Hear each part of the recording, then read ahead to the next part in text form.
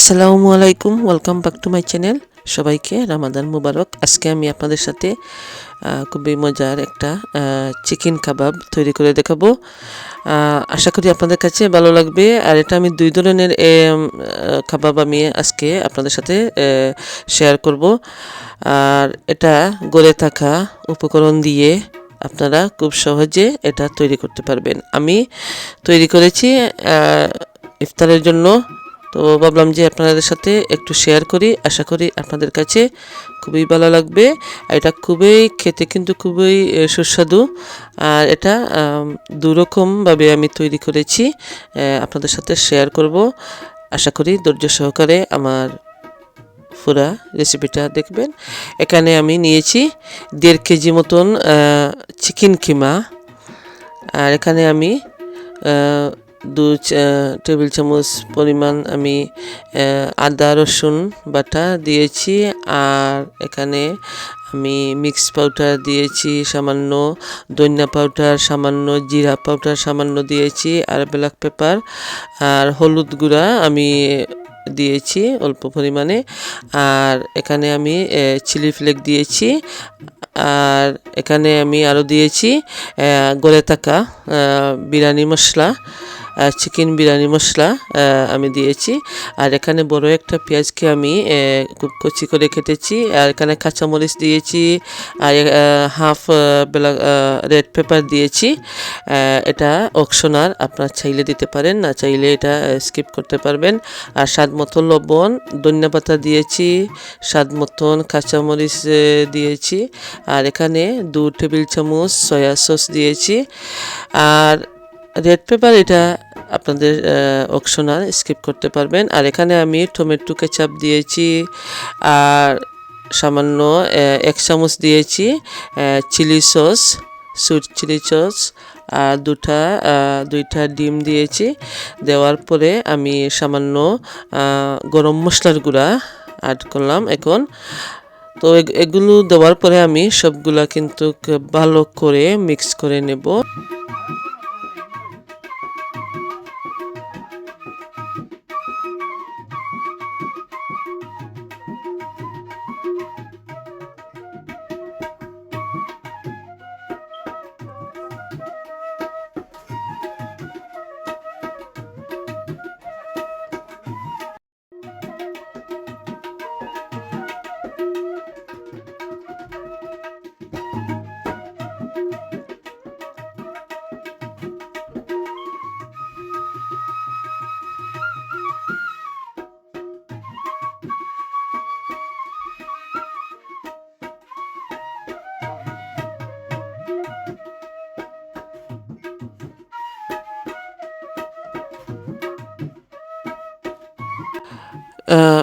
কিমাগুলা mix করা আমার হয়ে গিয়েছে। এখন আমি রেস্টে রেখে দেব।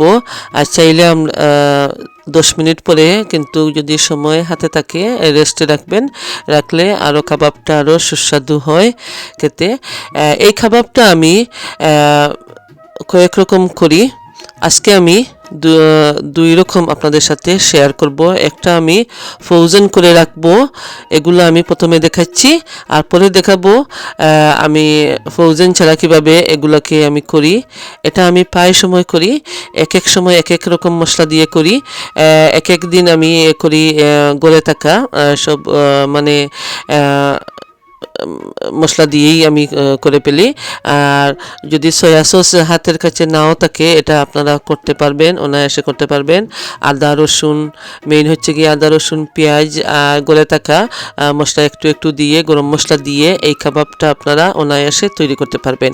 আর আজকে আমি যেভাবে আপনাদের সাথে শেয়ার করেছি এভাবেও আপনারা করে দেখতে পারবেন। এক এক দিন এক এক রকম করলে এক এক রকম স্বাদ হবে, বাচ্চারাও আর সবাই খেতে খুবই ভালো পাবেন।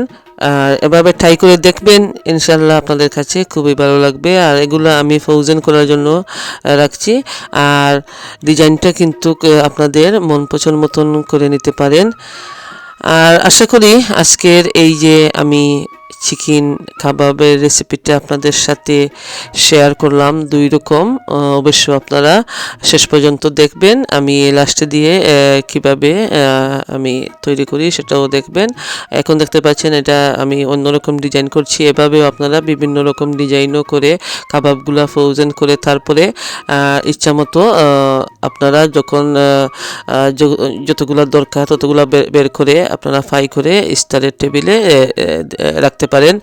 আর আজকের এই রেসিপিটা যদি আপনাদের কাছে সামান্যতম ভালো লাগে, প্লিজ লাইক দিতে ভুলবেন না, ফ্যামিলি ফ্রেন্ডের সাথে শেয়ার করতে ভুলবেন না।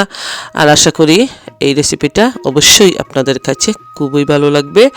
আর এই রেসিপিটা আমার চ্যানেলে থাকবে, যতদিন আমার চ্যানেলটা থাকবে সবার মধ্যে স্মৃতি হয়ে থাকবে। আর যখন যার খুশি, যার কাছে ভালো লাগবে আমার এই কাবাবের রেসিপিটা, আশা করি তারা দেখে বানাতে পারবেন। আর বরাবরের মতন বলছি, নতুন যারা আমার চ্যানেলটা সাবস্ক্রাইব করে আমার পাশে থাকবেন, আর পাশে থাকা বেল আইকনটা বাজিয়ে রাখবেন যাতে নতুন ভিডিও আপলোড দেওয়ার সাথে সাথে আপনারা পেয়ে যাবেন। আর এই যে আমি এই কাবাবগুলো এখন বানাচ্ছি ইফতারের জন্য, মানে কম তেলে আমি কাবাবগুলো বাজি, ডুবু তেলে কিন্তু কাবাবগুলো আমি বাজি না। এরকম করে একটু পুরা পুরা হলে খেতে কিন্তু অনেক মজা হয়। বাচ্চারা সবই এই কাবাবগুলা অনেক মজা করে খান। তো আশা করি আজকের এই রেসিপিটা আপনাদের কাছে অবশ্যই ভালো লাগবে। আর লাইক দিতে ভুলবেন না, আর কমেন্টে জানাবেন আমার এই রেসিপিটা কেমন লাগলো।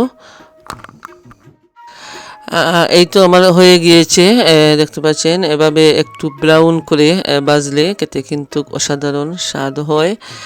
তো হয়ে গিয়েছে। আমি বরাবর আমি যখন কাবাবগুলা করি তখন আমি এভাবে কম তেলের মধ্যে বাজি, বা ফ্রোজেন যেগুলো আমি বানিয়ে রেখেছি ওগুলা কিন্তু আমি ডুবু তেলে বাজি না, এরকম অল্প তেলে আমি বাজি, এরকম করে সেমভাবে। তো আশা করি আপনারাও এভাবে ট্রাই করে দেখবেন, অবশ্যই আপনাদের কাছে খুব ভালো লাগবে। বিয়োজহল ভালো থাকবেন, সুস্থ থাকবেন, আর এই রেসিপিটা বানিয়ে দেখবেন, অবশ্যই আপনাদের কাছে ভালো লাগবে। আর এখন আমি আপনাদের কাছ থেকে বিদায় নেব। ভালো থাকবেন, সুস্থ থাকবেন। আবারও আপনাদের সবাইকে রমাদান মুবারক। আমাদের জন্য সবাই সবার জন্য দোয়া করবেন। এই পর্যন্ত এখন বিদায় নিচ্ছি। আর এই দেখেন কাবাবটা কীরকম হয়েছে, মানে খুবই খেতে কিন্তু খুবই অসাধারণ। আপনারাও একবার হলেও এই রোজার ইফতারের জন্য একবার ট্রাই করে দেখবেন। এখন বিদায় নিচ্ছি। আল্লাহ হাফেজ।